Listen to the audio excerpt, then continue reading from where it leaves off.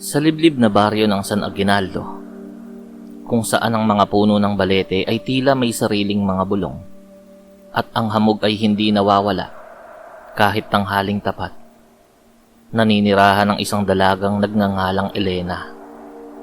Siya ay biniyayaan ng kagandahan na sadyang nakakasilaw. Ang kanyang buhok ay kasing itim ng uwak at ang kanyang mga mata ay tila malamlam na lawa.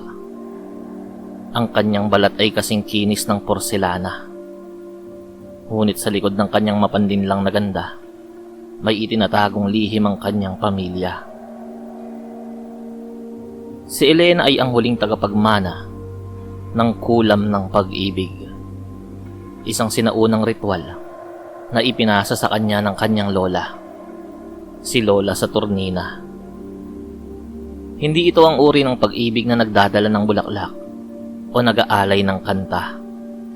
Ito ay pag-ibig na nagbubuklod, nagpapanatili, at kung kinakailangan, sumisira. Dito rin nakatira si Marco, isang binatang may ambisyon na kasing taas ng mga gusali sa Maynila. Ang kanilang pag-iibigan ay tila isang pangarap.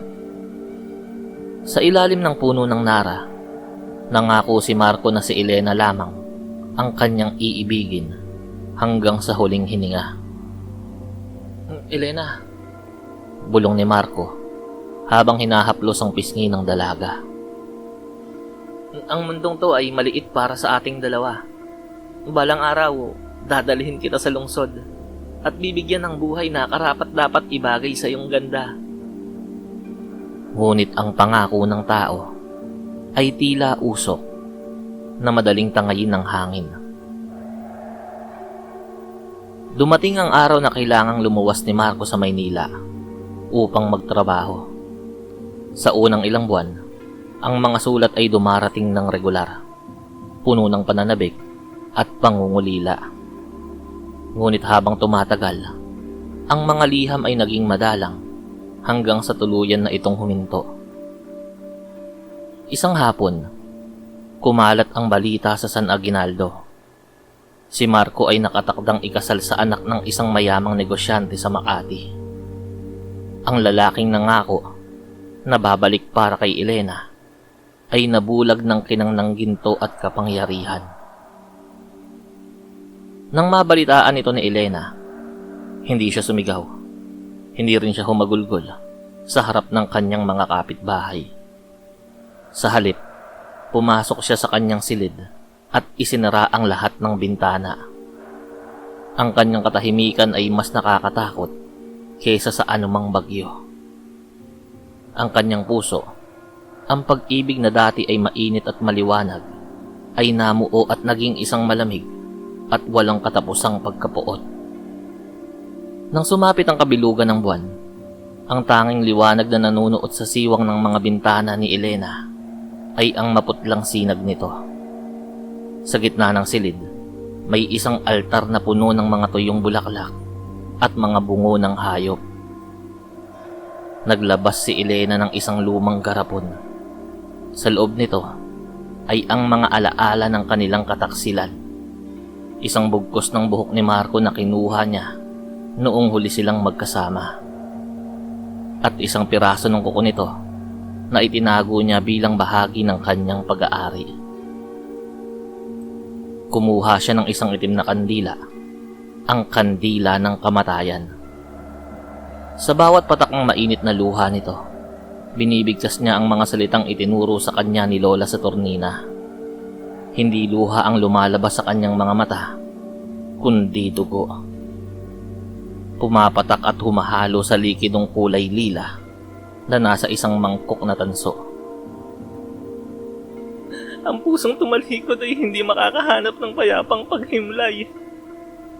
Ang kanyang tinig ay hindi na isang dalaga, kundi tila bulong ng maraming kaluluwa. Marco, ibinigay ko sa iyo ang aking buhay. Ano itong ginawa mo sa akin?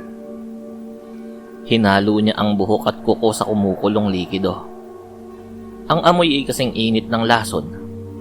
Sa bawat pag-ikot ng kanyang kamay, ang katinuan ni Elena ay unti-unting kumakawala. Bilang kapalit ng sumpa, inialay niya ang kanyang sariling isip. Ang kanyang huling tawa ay umalingaw-ngaw sa buong San Aguinaldo. Isang tawa na puno ng pasakit at pagkawala sa sarili. Sa Maynila, ang buhay ni Marco ay tila perpekto. Siya ay nakasuot ng mamahaling barong, nakatira sa isang mansyon, at may magandang asawa sa kanyang tabi. Ngunit ang perpektong mundong yon ay nagsimulang gumuho nang hindi niya inaasahan. Sa tuwing may lalapit na babae kay Marco, maging ito ay ang kanyang asawa, isang katrabaho, o isang estranghero, ang mga ito ay tumitili at tumatakbo palayo. Marco, sinong babaeng yan sa likod mo? Sigaw ng kanyang asawa, isang gabi habang sila ay naghahapunan. Lumingon si Marco, ngunit wala siyang nakita. Subalit sa salamin, nasulyapan niya ang isang anino, isang babaeng duguan. Ang buhok ay mahaba at gusot. Ang mga mata ay nakatitig sa kanya nang may matinding galit.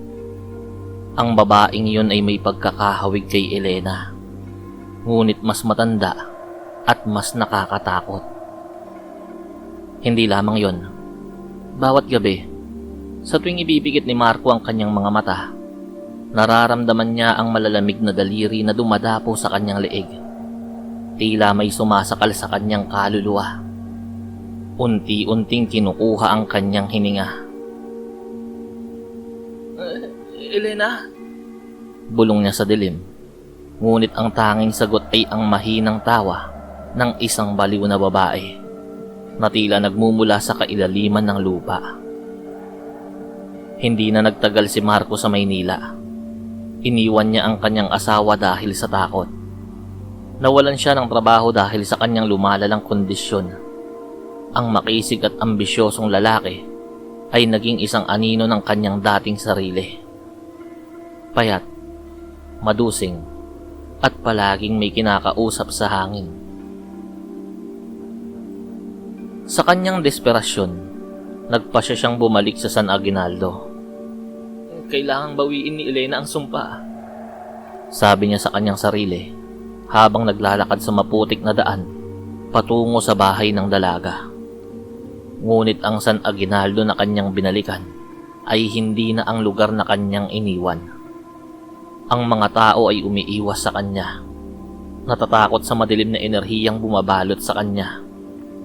Nang makarating siya sa tapat ng bahay ni Elena, ang bakod ay puno na ng mga baging at ang hangin ay tila tumigil sa pag-ikot. Pumasok si Marco sa silid ni Elena. Doon, nakita niya ang babaeng minsan niyang minahal.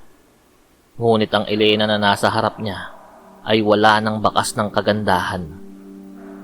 Ang kanyang mga mata ay blanko na, walang emosyon, at siya'y nakaupo sa sahig habang nilalaro ang mga itim na kandila. Elena, patawarin mo ko. Lumuhod si Marco. Ang kanyang mga luha ay pumatak sa sahig. Bawiin mo ang sumpa. Hindi ko na kaya. Parang awa mo na. Tumingin si Elena kay Marco. Sandaling nanumbalik ang ningning sa kanyang mga mata. Ngunit ito ay napalitan agad ng isang nakakakilabot ng ngiti. Nagsimula siyang tumawa. Isang tawang walang humpay. Isang tawang puno ng kawalan sa sarili. Hindi na siya kilala ni Elena. Ang ritual ay natapos na. At ang kabayaran ay ang katinuan ng dalaga. Ang kulam ay hindi na mababawi dahil ang nag-alay ay wala na sa tamang pag-iisip upang bawiin ito. Ang sumpa ay naging bahagi na lamang ng pagkatao nilang dalawa. Natagpuan ng mga taga-baryo si Elena na tumatawa mag-isa sa kanyang silid kinabukasan. Si Marco naman ay natagpuang naglalakad sa kalsada. Patuloy na sinusundan ng dugo ang anino na siya lamang ang hindi nakakakita ng buo.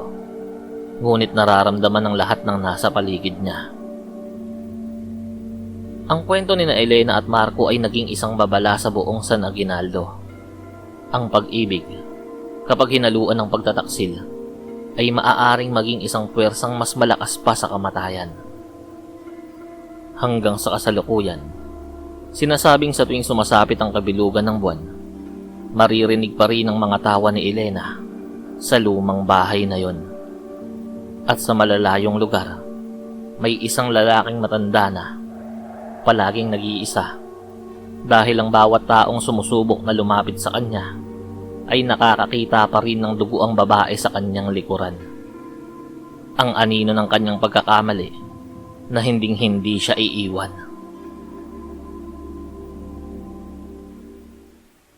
Okay, maraming salamat po sa lahat ng nakinig. Kung nakaabot po kayo dito sa dulo ng kwentong ito, baka po pwedeng palambing.